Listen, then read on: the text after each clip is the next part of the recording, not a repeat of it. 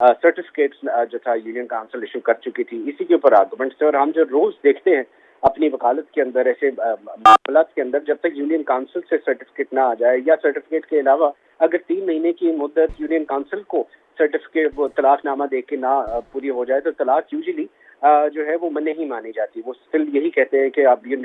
Law ने इसको बड़ा मजबूती से अब थामा हुआ है इस कॉन्सेप्ट को, कि जब तक यूनियन काउंसिल को नहीं दी जाएगी आपकी तलाक की जो आपकी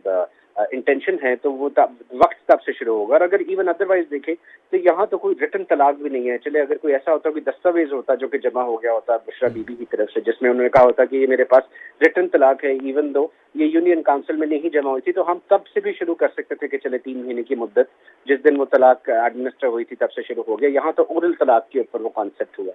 फिर जो मौलाना साहब की स्टेटमेंट्स है, और फिर दूसरा निकाह कराने का भी क्या कॉन्सेप्ट था, क्योंकि ओरल तलाक से वो 3 साल पहले अपने आप को कहती थी कि वो अच्छा बैरिस्टर इसनान साहब, ये भी बताइएगा कि एज अ स्टूडेंट मैं ये जानना चाहूँगी कि जिस तरह से इद्दत का वक्त जो है वो मुतय्यन किया गया है हमारे दीन के अंदर भी, तो इस्लामिक लॉ के अकॉर्डिंग अगर देखा जाए तो औरत की गवाही जो एक्सेप्टेबल भी होती है और वो काफ़ी भी माना जाती है, तो इस केस पर औरत की गवाही को उस तरह से हमने देखा कि फोकस आउट नहीं किया गया, इतनी सारी समातें हुई और फिर बिलाखिर ये डिसीजन बुशरा बीबी के हक में आया है। क्या कहेंगे इस पर?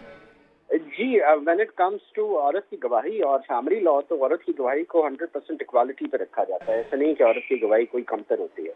क्योंकि अब इसमें 2 फरीकैन होते हैं, एक औरत और एक मर्द। तो इसमें जो औरत की जो भी जो गवाही होती है उसको 100% जो है वैलिडेट किया जाता है और उसको माना भी जाता है। लेकिन यहाँ बात दूसरी है। यहाँ है कि मुल्क का जो कानून है वो इनकैप्सुलेट करता है कि आपकी जो इंटेंशन ऑफ डिवोर्स है उसको या तो यूनियन काउंसिल के पास भेजा जाए,